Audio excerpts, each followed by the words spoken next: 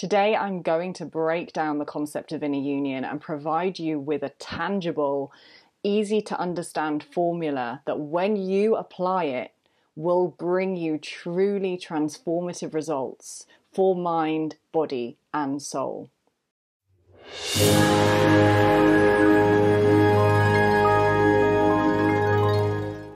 Hello and welcome to Temple of Akasha, the home of embodied spirituality with me, Natasha.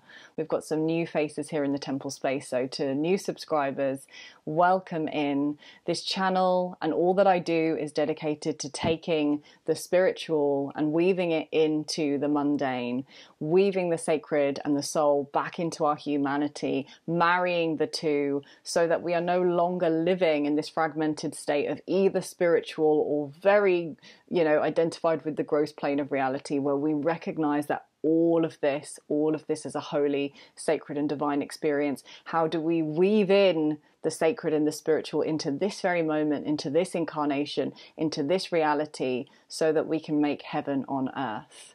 So before we dive into today's topic, which is going to be juicy and rich with insight for you, tools that you can take and apply to your life to really cultivate deep self-love and a deep connection to your soul, I'd just like to make a quick announcement. Well, actually two quick announcements. I'm reinstating my monthly Soul Circle. So if you are looking for inclusive, safe, supportive, spiritual community, if you'd like a space to receive healing, to receive heart nourishment, to receive deep connection with other beings, I am starting my soul circles every last Wednesday of the month. We've got one soul circle coming up this Wednesday if you're watching in real time, and it's a donation-based exchange, so you pay as much or as little as you like. It's really just a space for you to come and to take sanctuary for your soul, and to allow yourself to receive satsang, healing, meditation, prayer, both for yourself and for collective healing as well. And I also have another event that I'm co-creating with two sisters later this week, Sacred Sexuality, the healing and clearing of our sexual energy. This is going to be the first part of a two-part Sacred Sexuality healing series. So if you are someone as a woman that would like to really deepen your connection to your sexual energy, you know that there is an aliveness in you, that there is a richness to your sexual experience that you have yet to tap into, perhaps because of wounding, perhaps because of past experiences you've had, trauma, areas that have felt contracting to your sexual energy. This is going to be really beneficial for you, and there will be replays available for those that sign up and can't make it live, and it will be available to buy after it's been hosted. Okay, so now back to today's video. So when we're referring to inner union, we're referring to marrying the masculine and feminine poles of our consciousness. And there are many words and terms and illustrations to point to these qualities of our consciousness, which we could say are in opposition to one another, or perhaps there is a polarity that is held between them. So the masculine being the yang, active principle of our consciousness, the aspect that's associated with reason, the aspect that's associated with logos and the mind. And then we have the feminine principle of our consciousness, which would be considered the yin principle, perhaps a more passive or surrendered principle, the aspect that is considered to be more associated with eros in Jungian psychology, the body, pleasure, desire, etc. So we are neither one nor the other. We all hold these qualities within us to varying degrees and levels. Most people will have a pole of consciousness that they tend to be more dominant in. And this can be mirrored in our biological sex, but not always. And so for this video today, I'm going to be breaking down the two fundamental presentations of masculine and feminine consciousness in our human experience. And that is the mind, logos, reason, intellect, the mental faculty, and the body, eros, our ability to access our felt sense experience, pleasure, desire, etc. And I'm going to be speaking about how when we focus on creating a harmony, a resonance, a coherence and a cohesion between these two principles, we have the recipe for success and inner union. So simply put, your mind and your body need to be working together as one team, one unit, serving your soul. Your soul is that intangible aspect of your consciousness.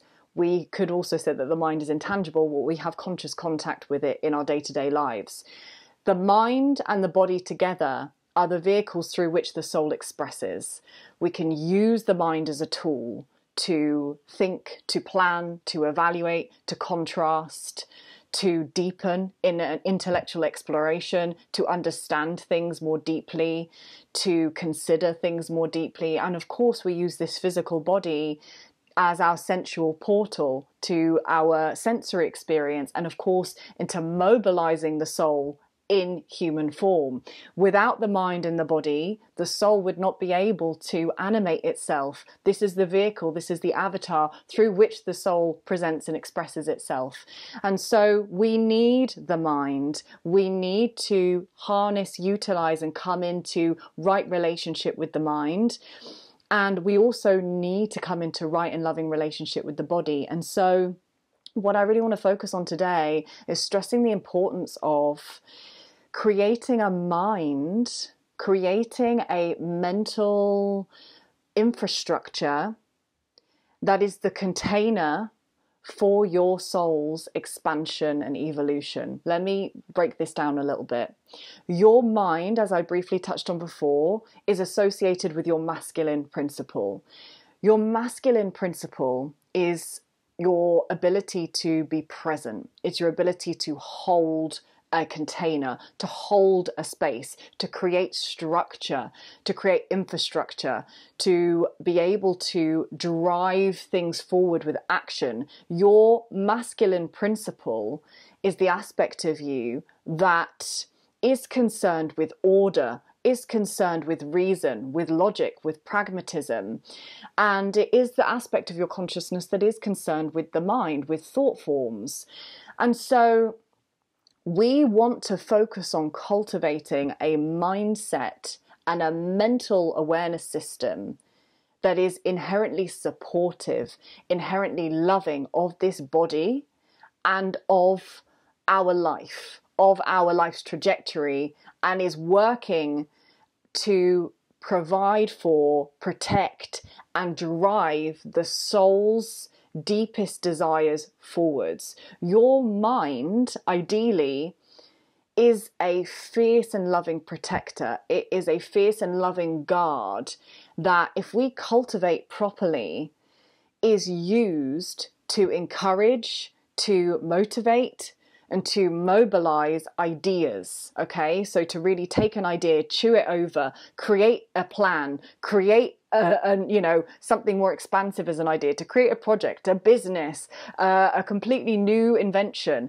The mind has this ability, when it's harnessed and when it's used instead of it using us, it has this ability to be a truly innovative tool that we can draw on to actualize and mobilize the soul's desires. And of course, the body is the physical vehicle through which we do that. We take action by moving this body. We take action and create our reality by moving things forward in this physical reality using a body.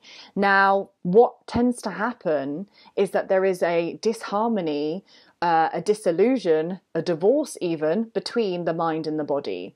We've got a mind, in most cases, that is running rampant with self-concepts, limiting beliefs, thought forms that just do not serve evolution. They don't serve to support a loving, expansive narrative. They tend to be quite self-critical. The mind tends to have internalized and then to be circulating, disparaging, berating thought forms and beliefs.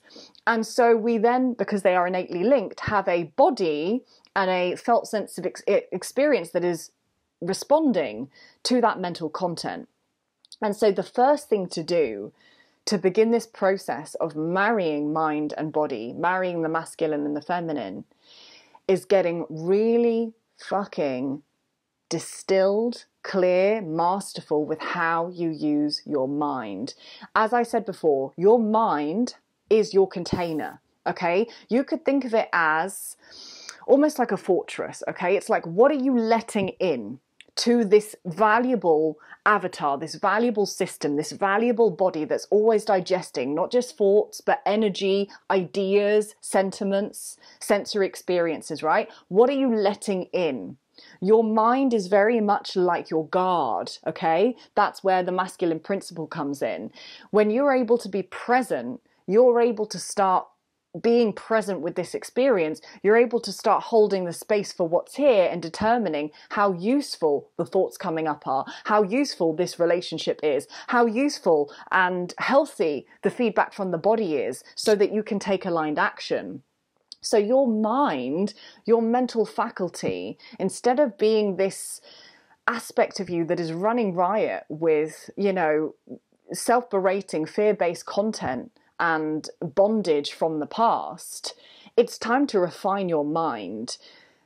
What's incredibly empowering about this journey is we have complete control and governance over the content of the mind. It does require us to cultivate mindfulness, to be able to be in presence so that we can observe the mind, but we get to choose what we program this reality and experience with, and it starts with our minds. If you haven't already, I'm going to suggest watching my presence video, which I'll link somewhere here, so you can understand this principle in a bit more detail. But fundamentally, what I'm speaking to here is that your mind is a tool for you to utilize for self-actualization. It's not something to get rid of. It's not something to discard. We need a mind in this human experience. In fact, it's fundamental as part of our co-creative process, but we want the mind to be on board with us. So this means getting really clear with how much do I loop in and identify with critical thoughts, either about myself or others, judgments. How often are my thoughts supportive and expansive and in favor of my dreams, desires, or how often are they circulating in some past content, some idea about limitation? This is a choice that you have to make, that you either let the mind use you and you continue to cycle in these old thought forms, these old self-concepts, these old limiting beliefs, and guess what? You get more of the same. Or you start to utilize your mind. You start to employ your mind to do what it's designed to do, which is to be that masculine container that supports this body and the soul's expression. Okay, so that's your mental aspect. This is your masculine aspect. You're being asked to mature your masculine principle by becoming masterful with your mind, being able to meditate, to watch your thoughts, to be in presence, and then to utilize the mind in helpful and supportive ways. Now let's move to the body. Your body is the way in which you transmit and receive energy. It's the means through which you are communicating with this felt sense lived network of life, okay? Your body is a deeply intuitive vehicle, okay? It's connected to the web of life, or the web of energy. It's an expression of the web of energy of all things. And so it is also the means through which you experience this sensory world, right? Through our five senses and beyond. And so it's innately connected to feeling. It's innately connected to the feminine principle of feeling, of felt sense, of your emotionality, of intuition, of nudges, of senses, sensations, desire, pleasure. The issue is that often the mind is at odds with or at war with the body. It's judging the body. It's reprimanding the body. It's in some way divorced from the body as being part of this self through which we express. And so what we're looking to do with the body is to actually create loving relationship, recognizing that when we inhabit this body, when we make the focus for this feminine principle, to be fully present with this body, to be fully here with this body, with every sensation that arises, with perhaps pain that's arising, with perhaps sensory or energetic feedback we're receiving, we are saying to this body, and therefore our feminine principle, I see you, I've got you, and I'm not going to leave you. What tends to happen, which creates a really deep sense of divorce in most people, is that they will self-abandon. They will abandon this felt sense experience, this body experience, and in favor of the mind. So the masculine principle will tend to not be robust enough to hold presence for this body. So the masculine can't hold the feminine in all that she's feeling. And so it starts to retreat to thinking, to fantasy, to escapism, to bypassing. What does that do? It feels like self-betrayal. It means that I don't trust my mind, my mental awareness, or even my ability to be aware to hold me. I don't trust my awareness to hold me. So what does that mean? It means that we are cultivating a culture of self-betrayal. It's signaling I don't trust my awareness to be with me. I tend to go off into fantasy whenever I'm feeling pain. I tend to go to food instead of feeling my emotions. So the masculine principle is not able to hold this body experience with presence and with love. And so we then have this discord and this divorcing happening between the mental faculty and the felt sense experience. The aim of inner union is to create a robust enough mental faculty, mental awareness system, and to really elevate our consciousness to hold our human lived experience with radical love and presence. And what that means really is being able to be fully here with what's present right now and not leaving or abandoning, okay? So if you've got like a pain in your knee, okay, a good example is physical pain. When there's physical pain present, we might sense that there's pain, but we don't want to feel it. It's uncomfortable. We label it and judge it as bad. Oh, it's stopping me doing what I want to do. Damn knee, it's always getting in the way. We demonize, we villainize, and we divorce ourselves from the body, not recognizing that that knee is an aspect of our consciousness. That knee is asking for us to lean in and listen. That knee is asking for our presence. That knee has the potential to heal, but it needs our allegiance. It needs our presence, okay? It needs us to be on board with it. It needs us to listen. It needs us to support its healing. It needs us to be able to be fully aware and mindful of the fact that it is compromised and it does need support in different ways right now. And so this inner marriage process is about being able to recognize that everything we feel in this body landscape, whether it's an emotional experience or a physical experience or an energetic experience that we're receiving through, you know, this body vehicle, these are all in flux. They're always changing. They're always flowing. That is the nature of the feminine principle. Emotions come and go. Sensations come and go. We're being asked to be present with the flux, to hold the flux with love.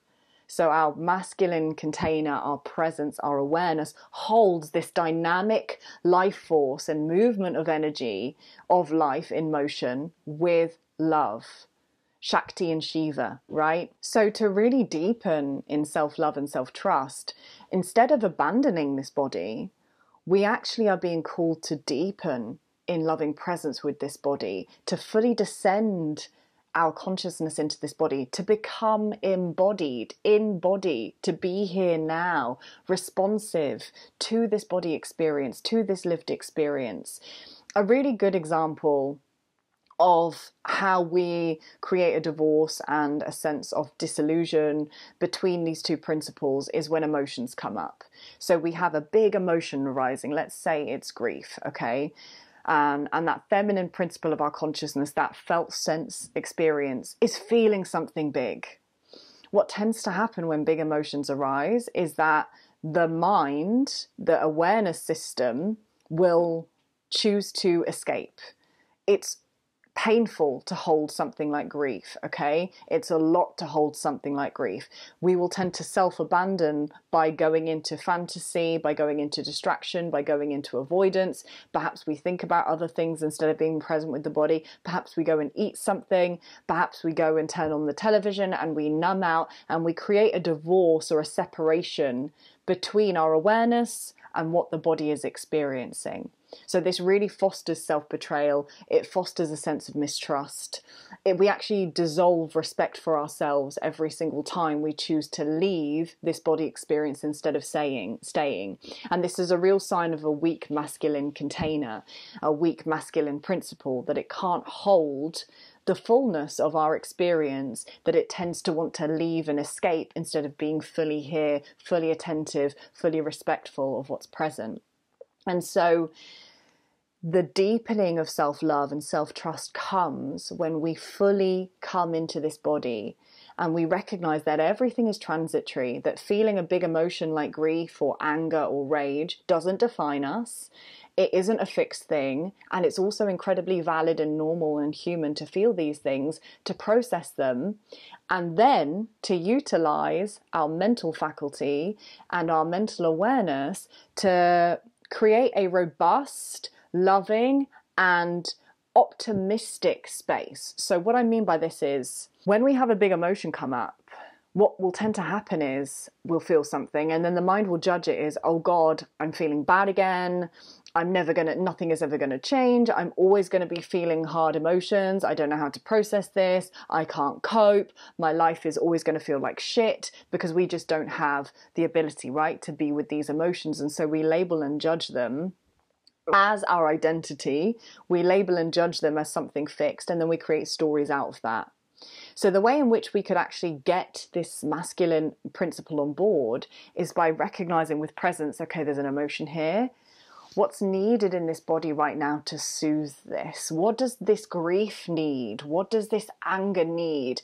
Maybe this grief needs to be tucked up in a blanket, for music to be playing that really allows you to deepen into that emotion, and for a big cry to come. Maybe if you're feeling rage, you need to take a pillow and you scream into it. Maybe you need to punch a pillow or a bed or a punching bag, and you allow yourself to vocalize and you let that rage move, okay?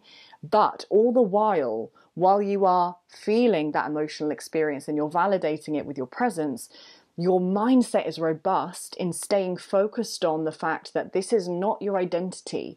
Your emotional sensory experience is not your identity. And your robustness comes in recognizing that this too shall pass, and that I am still, in amongst all of this change, right? In amongst all of this state of flux and how I'm feeling, I'm still inherently a being that's worthy, that's loving, that's lovable, that's deeply loved, that's innately divine, that never changes, okay? And so really becoming robust in our mindset and our self-concepts and our self-beliefs is really important here, so that we don't get lost in the emotional experiences we're having and then create stories about that emotional experience that create a sense of pessimism, hopelessness, defeat, powerlessness. So this is where cultivating really strong self-concepts, really cultivating a strong mindset that is loving and that is also focused on what we want to create in the future rather than what we've experienced in the past. Another way that we create a strong inner union and a strong marriage between these principles is tapping into our desires, which are felt in the body first.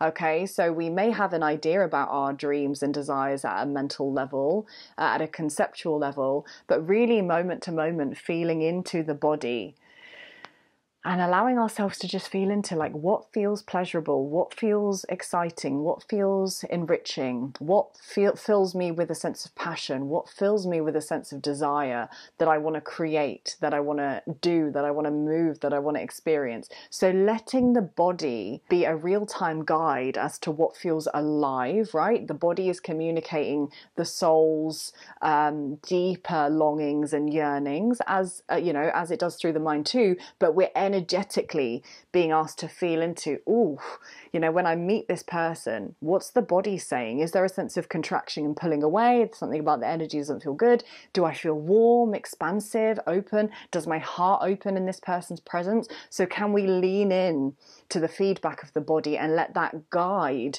how the mind directs our life forward, right? So for example, let me feel into my body, and maybe a sense of aliveness is, I am creating a few courses right now and I feel into my body and I say, yes, this program feels really alive in me right now. When I feel into what I want to create, it's this thing.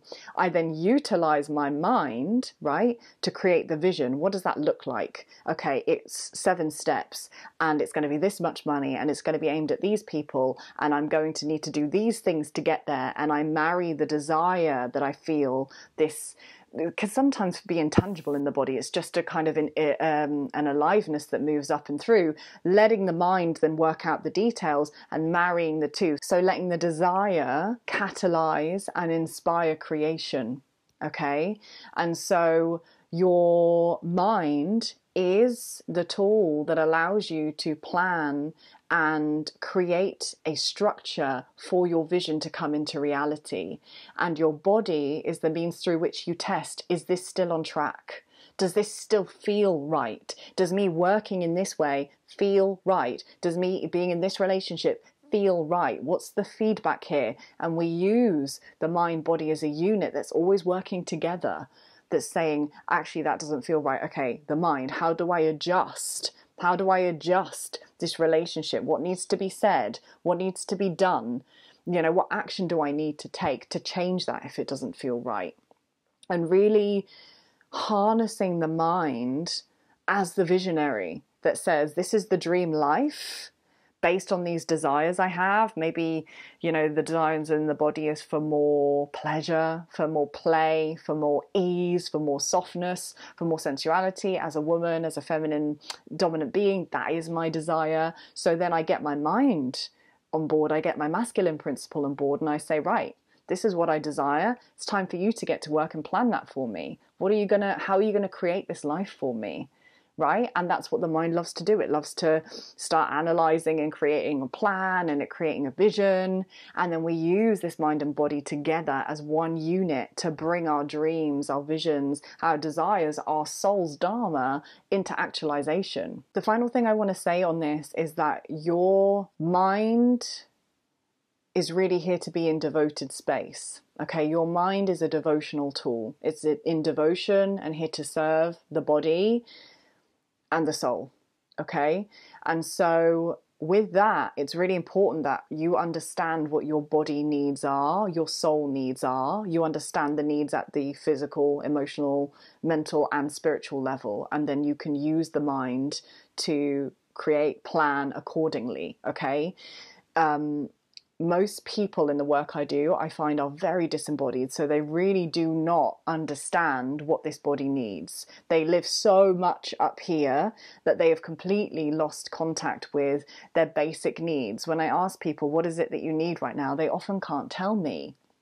So in order to really build trust and connection to your feminine principle, you need to start being present and leaning into what's here right now.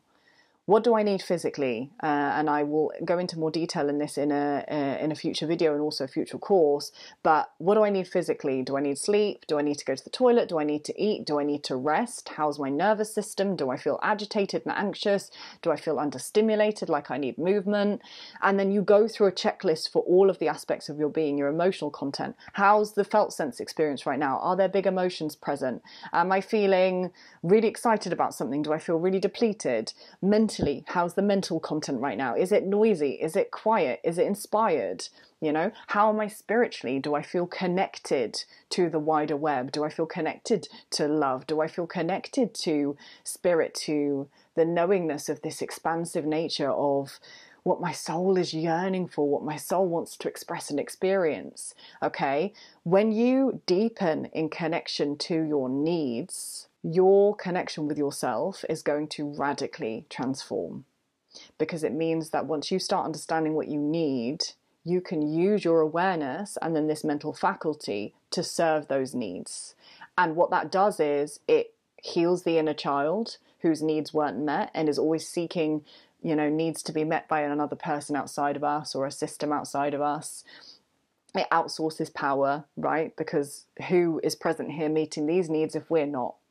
And so actually when we deepen in connection to our needs and we really attend to this feminine principle, we build radical self-trust. We start to really heal from the past. We create a sense of safety within ourselves that says, I'm here with you no matter what. And that really allows us to feel deeply supported to move forwards as one unified and whole being. And so the takeaway from today, if you take anything away from today, it's really cultivating a sense of your mind and your body, treating them both as your best and dearest friends, okay? So regardless of what current state your body is in, regardless of what current relationship you have with the mind, what if in this moment you decide that your mind is your ally and it's only going to think thoughts that are supportive, and you're only going to cultivate and nurture thoughts, self-concepts, beliefs that support your vision for yourself. And those other thoughts will come in, and it's your job, right, to be the bodyguard, to buffer them and bounce them out. Nope, we don't think that anymore. We focus on the positive. Likewise with this body, okay? Recognizing that your emotions and feelings aren't your enemy. Your felt sense experience is not the enemy. It's feedback. It's allowing you to be the human that you came here to be. It's allowing you to experience through contrast. It's allowing you to open that heart of yours, that magnetic heart that can feel all things, that can hold everything with love, that alchemizes, that transforms, okay? You are here to feel these things. So feel, allow yourself to be in contact with what this body needs. Allow yourself to receive the feedback of what the body is receiving and transmitting. And really allow your relationship with your body to be as though you're communicating with a precious child or someone on your experience that you love unconditionally. That's the level I'm speaking about with union. It's cultivating unconditional love in our thought forms and our belief systems, and the amount of presence we can bring, unconditional love to this body. And so whenever we do come across things that feel uncomfortable or challenging in the body experience or in our lives, maybe that's an illness, maybe that's a relationship breaking down, we've got a robust mind and we treat this body because we know our needs, and we lean in instead of denying our emotions. We lean in and say, what do you need? How can I help you? How can I support you to do what you know to do already, which is heal? How can I support that process? We become our own best friends, our own biggest cheerleaders, our own divine ally on this journey. And that is how we really cultivate inner union, much like you would in an actual marriage, right? You and your partner are a team. You and your partner are allies. You're not there to berate each other. You're not there to live in opposition with one another. A true divine marriage is built on harmony, is built on a shared vision, is built on a foundation of both wanting to experience and cultivate love and trust and respect. That same experience you are either having with someone else or you want to have with someone else, you must apply to yourself first and foremost. So if you are someone that is looking to cultivate a union with another being, take a look at your own inner union first. That will give you a clue as to either the state of your relationship or perhaps why you might struggle to attract in healthy unions. So I really hope this was helpful. This is a broad and extensive topic. It's not something that can be discussed in one day, but I do hope that this has given you lots of food for thought and feeling to go away and to really take stock of what state your masculine principle is in, what state your feminine principle is in. Not to berate or judge yourself, but to recognize, okay, how can I cultivate more harmony? What changes are needed in the mindset? How do I need to deepen in love and respect for this body? And use what I've shared today, apply it. You will see radical changes in your experience within yourself, in your relationships, in your life, because then you are using mind, body together as one as a vehicle for your soul. Thank you so much for being here with me. If you're not already subscribed and you like this type of content, please subscribe. It helps so many people find my content, the people that need it most. Feel free to like and share if this video benefited you, and I really look forward to connecting with you again in the next transmission.